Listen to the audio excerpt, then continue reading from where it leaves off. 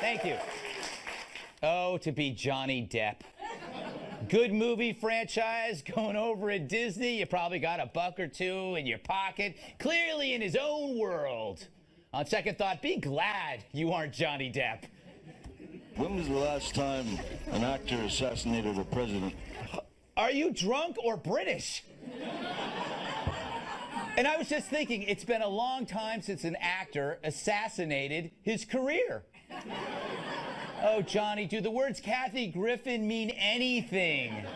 Maybe you two should team up. Go on tour. There are a lot of abandoned malls in America that you could stink up. Oh, Johnny, trying to be so hard to be so cool. Always pretending you're Keith Richards.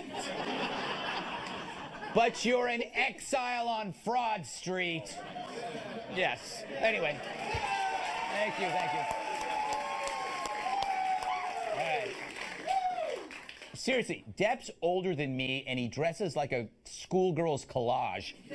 Scarves, belts, bracelets, more scarves, more stumbling, slurring advertisement for a Hot Topic discount table. Johnny, here's some advice. It's okay to be a drunk, but get dressed before you get hammered.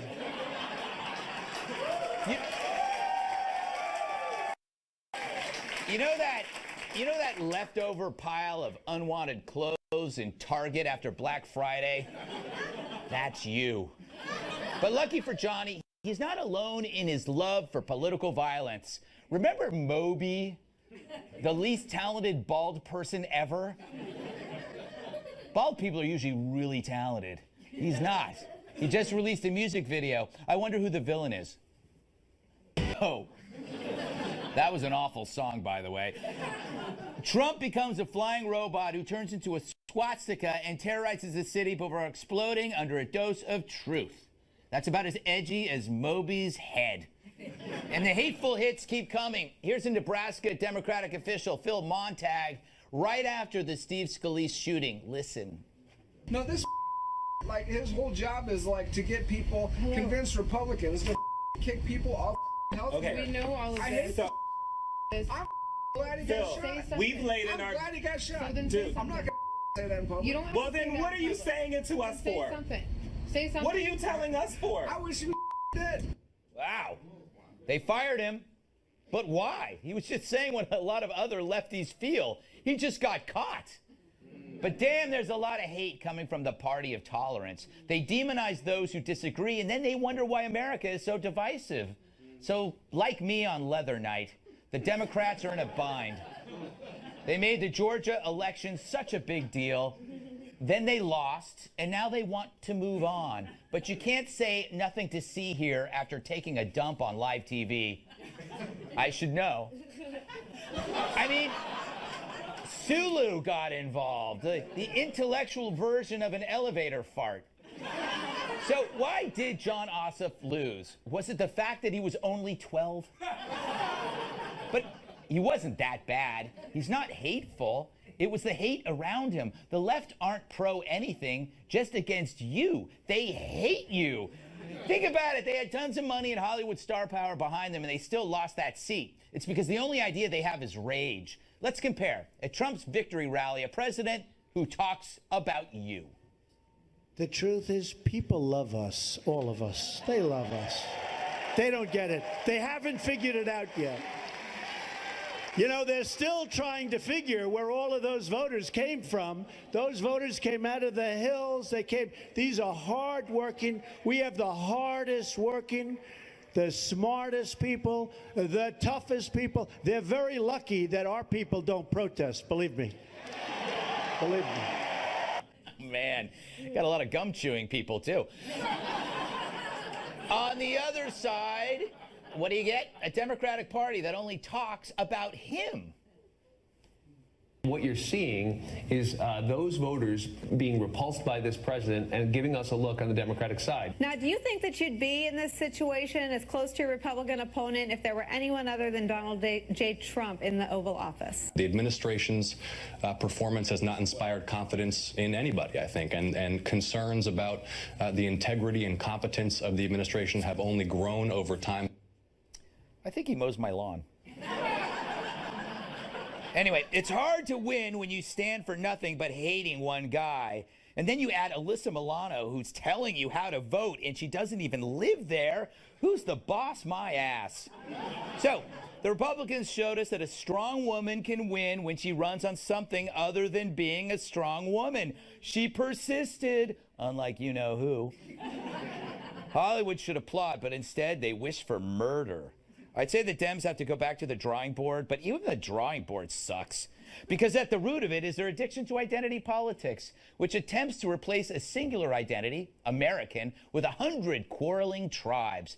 And now the party must feed the tribes. Since it's all based on difference, the diet is demonization. Right now, identity cultists on campus are attacking speech and making free thought a sin. This can only lead to violence because once you eliminate debate, then there's no stopgap between emotion and violence. Anger becomes a fist.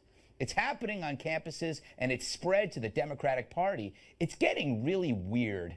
At least they stopped talking about Russia.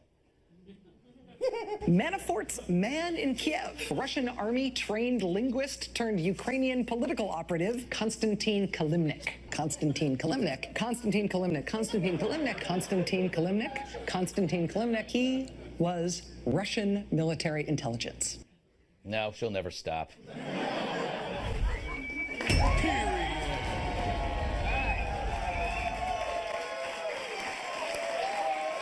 Let's welcome tonight's guests. He's so smart that Jeopardy watches him every night. Washington Times opinion editor and Fox News contributor Charlie Hertz.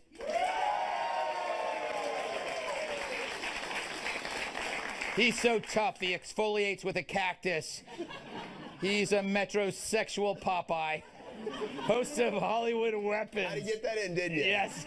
On Outdoor Channel, retired Special Forces, Terry Schappert. She's saucier than a jar of ragu. Co-host of the Fox News specialist, Kat Timpf.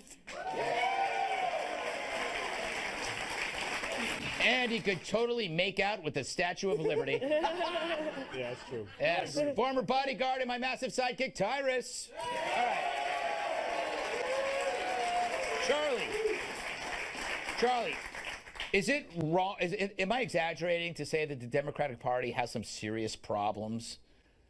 No. I mean, oh my goodness. Yeah. And the fact that we're only now, like, people are starting to say, well, you know, maybe Nancy Pelosi isn't the best leader for us. Yeah. Are you kidding me? Yeah. She has been around for 2.5 decades. It's amazing. And they're not a party of ideas. And your intro there, it's exactly right. I mean, you know, it's all identity politics, and then it's identity politics, and then it's also this sort of coalition of special interests. Mm-hmm. And when everybody's scratching everybody's back, that works just fine. Mm-hmm. But now, they have no ideas. There's nothing, you know, bringing them together. They operate in the assumption that the country itself is damned, so they can't agree with anybody in these little warring factions anymore. It's just them. And the net result, and that Moby thing. I mean, yeah. I forgive me, I'd never heard of the guy.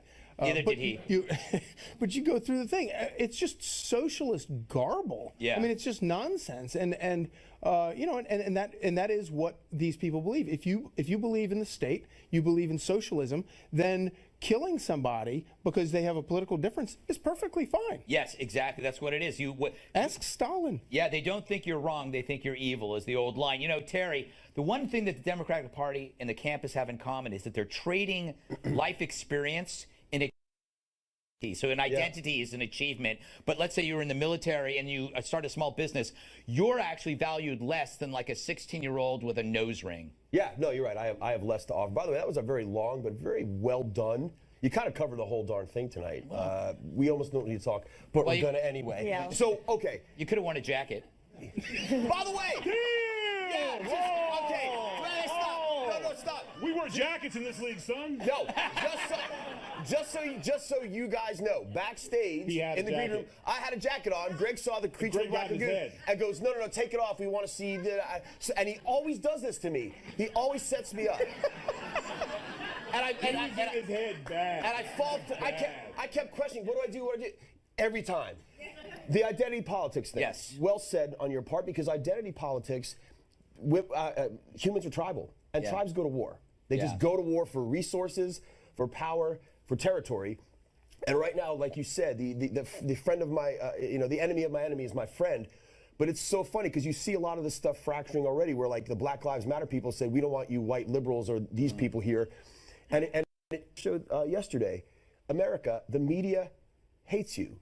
The left doesn't just disagree with us. They don't think we're wrong. They despise us. And they've been caught. They've been caught in the emails and in their broadcasts. And this is why Trump is doing so well, because Trump was never my guy. I know he wasn't your guy. We're now reflexively defending Trump because we're basically reflexively defending ourselves. Exactly. That's what's happening. By the way, I thought the saying... And I'm so mad at you for doing this to me. I thought the saying was the enema of my enemy was my friend.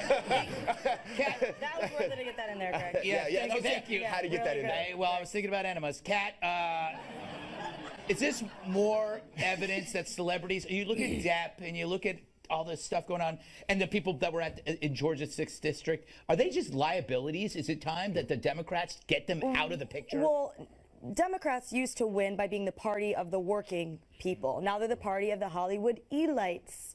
And their entire strategy is to just say, President Trump is mean. They don't have anything to offer. He's a mean guy. He's a bad guy. That, of course, doesn't win elections. People who are in high school and running for class president understand that. Could you imagine if you're running for class president and you get up there and you're like, that other guy was really mean to me in the hallway. People wouldn't vote for you. They would throw milk at you. Everybody knows that. Nobody wants a whiner to be leading them. You said elites. Did you mean elites? Elites. Thank you very much. I was saying elites. Is that something I don't understand? Tyrus. Yes. Short for electrolytes. I want to know what you think. I feel like the Democratic Party is a party of children, all emotion, tantrum based. Excuse me while I switch in my chair. Get a little more comfortable. That's a interesting and well said point. But honestly, I think the Democratic Party has become the monster that they created. And when I say that is, the right was racist, the right was violent, the right was our way or no way. And that's who they are now. And it's funny to when I look at it, all the things that they claim the other side, they were all the time. Like we had a saying in the hood, like they were the wolf in sheep's clothing. When it was great to say we're here to help you people. We're going to help your neighborhoods, but they were never going to do it. We can't do it because, well, the Republican Party's stopping us. But now that there's no excuses for that, and when they lost, they gave it away. But their collude, it's ironic. I was thinking about this when you were talking. Their whole thing is that Trump colluded with Russia to stop Hillary. Hillary colluded with the Democratic Party to stop somebody else, correct? You're right, Sanders. Well, Bernie. And they divided their party, right? By collusion, deception, hacking. And the whole thing has been sort of papered over because you had for 8 years, you had Barack Obama, he's a likable fella. He was a smart politician in terms of, his cult of personality. And that completely papered over the fact that on the policies, on the issues, Democrats were getting slaughtered for 8 years. He was the only guy that managed to win in all of that because he won re-election. And of course, the media was like, "Yeah, see, we were right all along. All these ideas are great and everything." And meanwhile, America's like, "No, the ideas are terrible." Yeah, when you take him away, it all collapsed kind of for that. Yeah. We got to go, but I want to ask you guys quickly about Depp. He has apologized for what he said. Do you think? Is this going to hurt his career? Should Disney do something? He has a future in journalism. I hope it does. I hope it does. I hope it doesn't. Actually, we hear this crap all the time. We're constantly insulted. We could go on and play the imagine if someone on the right said that. They bring up Ted Nugent. Yeah, leave him alone. And he said what he said. I also don't like calling for boycotts. I don't because it's mobism, and I don't dig that. But I do personally stand for stuff. So if I know someone thinks I suck and they denigrate me, I just don't patronize I just don't give them my money. But there's a pattern in entertainment. It seems when you're losing your grip, you become political. Exactly. That's true. Pirates of the Caribbean 47 sucked. Just keeping it real. And if you look Moby, where the hell you been? I haven't seen you since Eminem buried you. Yeah.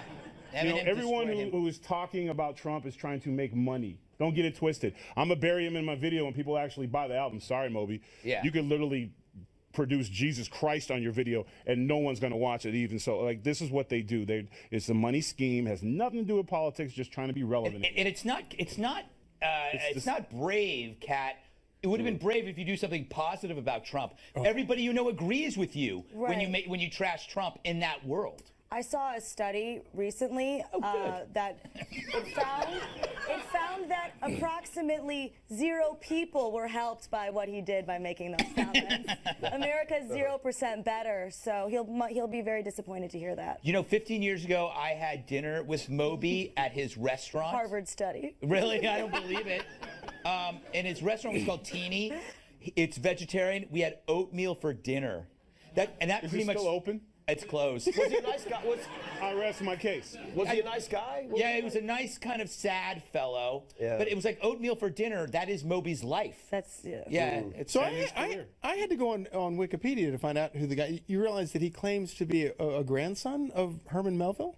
Oh, really? Yeah, I did not- that's why he's named Moby. I don't know. And, credit. and it also goes to show it doesn't take many generations to go from Moby Dick and Billy Budd to total crap. Yeah, that's true.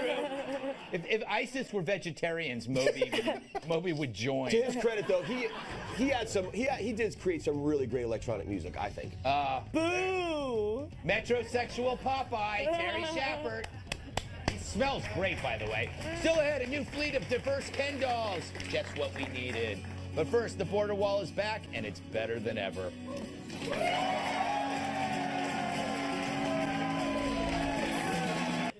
Finally, an actual use for solar power. We will build the wall. We've already started planning. It will be built. We're thinking about building the wall as a solar wall, so it creates energy and pays for itself. And this way, Mexico will have to pay much less money, and that's good, right?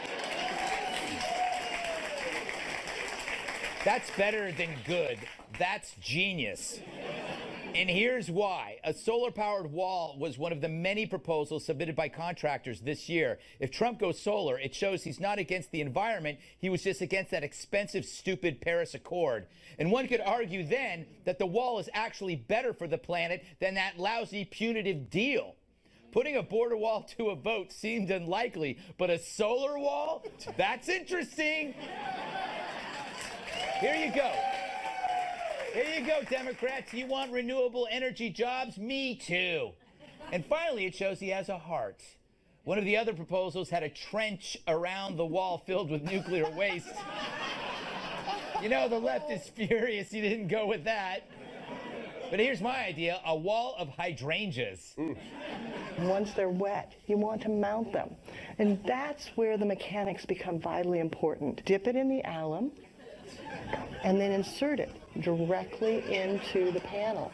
And repeat that until you have both panels, or 3 or 4, how many you're going to do, totally covered. There's not much prettier than just a big, massive vase of flowers. But there's nothing grander than a wall of hydrangea. My idea. It totally lightens up a firing squad. Yeah, it does, Greg. All right, Terry. Sir. Genius idea or really genius? He just tweaked the nipples of the left. He gave them a purple nurple. You can't purple nurple. Oh, He gave every sullen greenie a purple nurple. that. I mean, does he know he's doing this so well, or is it accidental? You know what? It actually doesn't matter because the left can't. How are they going to get out of this? He even said, "Hey, Mexico's going to pay less. You're welcome." And it's going to be, you know what I mean? And he looks around and he goes, "Hey, it's going to be really tall. Hey, come on." You can't argue with this guy. You know, It's the funniest thing that has ever happened in the entire world in all time, ever. I believe so. He's saying, I want to build a wall. The libs will never go for it. Let me finish. A wall of solar panels. How do you do that? I kept was trying to think of like what the equivalent could be on the other side, but I couldn't really think of a good one because I guess I can't do that. I don't know, like Democrats would want an amnesty for everybody, but then you say, oh, but everybody's got to donate to the NRA. Like, I don't know. It's kind of the same thing. Yeah, that's a good one, actually. That's actually pretty good. That's actually good. Once I just came up with that. That was very good. That's actually pretty good. That's actually good. Tyrus, solid. It's not going to happen, though, is it? Well, probably the biggest problem would be with the solar wall of energy. Do you plug your phone in it while you're, like illegal aliens are running up? Let me charge my phone before. I think it's great. I just would love to be in the room with that die-hard liberal who was like, "We're not having a wall, bro. Solar."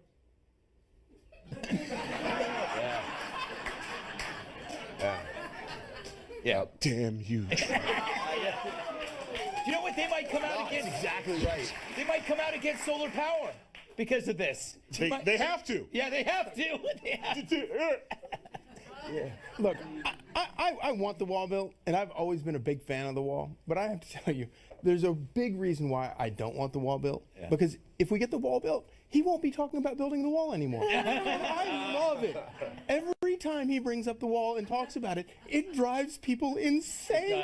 And then getting Mexico to pay for it, all of it. I just love it. I don't ever want it to go away. Yeah. But the timing of this was, the timing of this was good, though, because he sort of had to throw some meat to the crowd on the wall, because he's been getting hammered with, where's the wall? Where's the wall? And he's like, hey, I got an idea. He just says work for him. Hey, it's almost like this. He's almost like, I've been thinking about it. Yeah. I've been thinking about it. Big, tall, solar. You're welcome. He doesn't even have to get drunk to come up with good ideas. No. He doesn't. He's just naturally high on life. He really is. Yeah, I wouldn't know what that's like. I mean, the only thing I could think of that could counter that if it was guarded by polar bears and funded with glacier iceberg water. Yeah, exactly. Yes. And they had like hot yoga studios. Yes. And kale. All right. Later in the show, the new Ken doll sucks. But first, the president tells us who should be handling the economy and gets slammed for being honest. Live from America's news headquarters, hello, I'm Arthel Neville. The president unleashing on critics and former rivals this weekend, Mr. Trump, on Twitter, accusing Hillary Clinton of colluding with Democrats to defeat Bernie Sanders and win the party's presidential nomination. Also blasting the Obama administration for what he calls a failure to act against Russia for its meddling in the 2016 race. Meanwhile, the president is calling on Senate Republicans to unite behind the new health care bill. A vote could come as early as this week. At least 153 men, women, and children killed in a tanker truck explosion in Pakistan. An official says the vehicle was heading from Karachi to Lahore when a tire blew, causing the driver to lose control. The truck flipped over and villagers ran to the scene to scoop up the spilled oil. Hundreds were gathered around the truck when it burst into flames.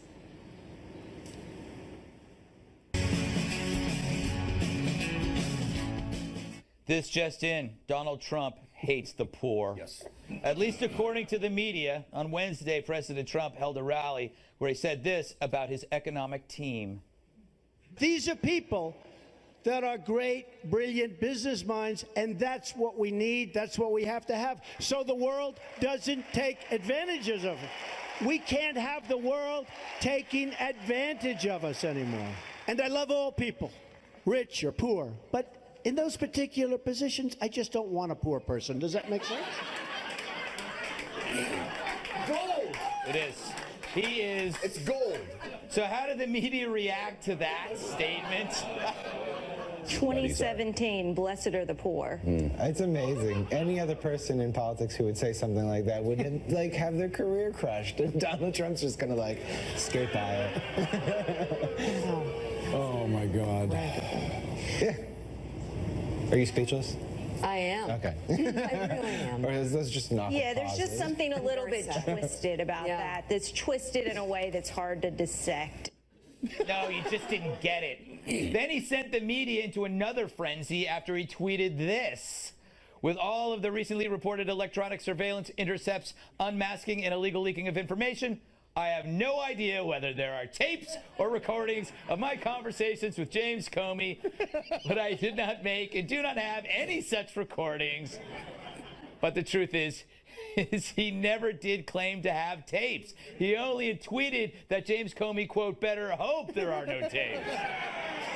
So essentially, he keeps setting up traps for the media, and they just keep walking right into him. Breaking news, President Trump finally comes clean on the subject of secret White House recordings. Here's the deal. There are no tapes. There never were any tapes, and the president apparently doesn't regret a thing. Donald Trump took to Twitter today to knock down a political crisis of his own making, acknowledging a couple hours ago that he did not record his conversations with ousted FBI Director Jim Comey. Why it took the president so long to confirm or deny he had those tapes. Adding that the president has been amused at all the obsessing over this. We find it amusing that he trolled you for so long. All right, first let's get to, I'm going to go to you, Tyrus. They're deliberately misinterpreting the rich comment. It's like saying, Tyrus, we can't hire you as a bodyguard unless you have upper body strength. It's like he's not saying not the poor. He's talking about people who can't handle their money. Well, that same crew that was so shocked. Yeah. Let a homeless guy come into your house and budget your finances and everything. You're probably not going to want that to go down. Yes. I'm not going to go to the doctor's office and be like, hey, what do you mind pulling this tooth for me? You probably want a specialist. And what he said was raw. Yeah. And probably not rude, but nothing nobody else would say, and I have no problem with it. I don't want a poor guy fixing because he got poor for a reason. Yeah, exactly. And it's not, by the way, it's not the class. You wouldn't want me managing your thing because we'd all buy Godzilla figurines and spend lots of money on weights. I mean, spend it all. You're going to be the worst accountant. That's the thing, though. When I've had more money in my life, I've spent way worse at spending at it than when I have less money in my life. When I was a broke person living in an apartment without a bed, I wasn't just up at night blowing money on a kitty scratching post that looked like a DJ booth, but I may have done that in more recent days. But now that you have a show, that's what you've been doing. Really, really, things are going well. Charles, what do you think he meant by poor? Oh, exactly. And this is he speaks in sort of maybe not the most eloquent or specifically accurate terms all the time, but everybody knows what he's saying. Yeah, it's real. Nobody didn't get what he meant by that, and they also everybody here was laughing at the replay of it, and this has been. I mean, I guess we've always sort of known it, but it's never been in such relief as we have seen the last 2 years. The media. You have to have your funny bone surgically removed. Right. They're humorless. They're totally humorless. Yeah, and it's like I found myself that Terry, I almost went that during the election. I was like going I can't handle this guy. This.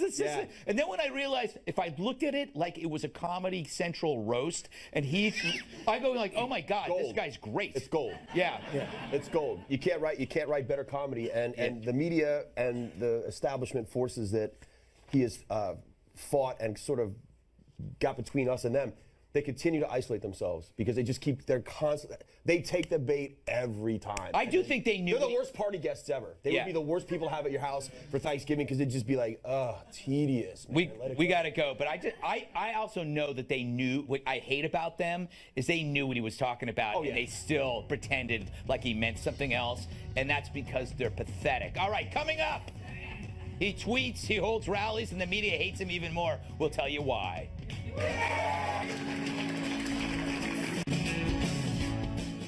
To piss the media off even more, the Trump administration decided to have a press briefing without the press. Well, actually, no cameras or audio recordings. So how does CNN's Jim Acosta feel about this? That's the White House behind me. The White House. And it's bizarre. I don't know what world we're living in right now, Brooke. We're standing at the White House, and they bring us into the briefing room here at the White House, and they won't answer these questions on camera. All right, he seems a little bitter about this. President Trump, your response? CNN. Whoop. Hey, the camera just went off. I can't imagine. It's covered live. The camera just went off. I can't imagine why. We caught up later that night with Jim Acosta to get more reaction. What am I supposed to do? You won't answer my calls. You changed your number. I mean, I'm not going to be ignored, Dad. All right, we all know what that means. All right, Kat. Should we be concerned? No press briefings? I like the press briefings, but I don't think it's that serious. Yeah. But it doesn't have to be serious. Whether or not Trump actually does something